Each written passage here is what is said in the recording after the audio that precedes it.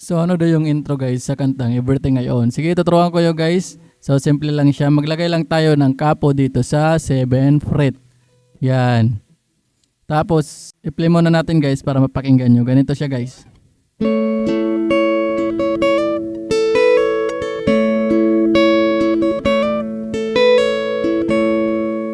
Yan. So paano yun siya guys? So kalabitin natin yung 4th string at saka 1st string sabay. Yan.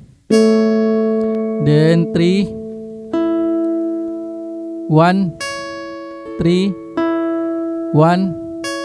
Then ito ilagay dito, i-hammer on. Then pull up. Yan. Then 2.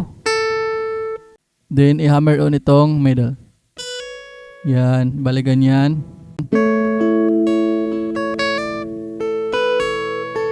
Then balik ulit sa 2, yung last string. Ulit 4th string at saka 1st string sabay.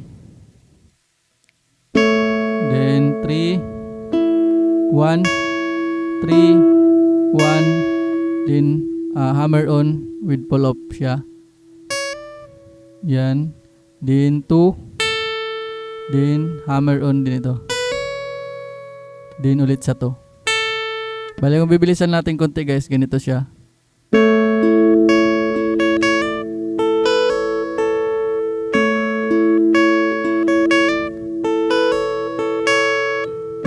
Yan, pabalik-balik lang, 2 times mo siya lang ulitin.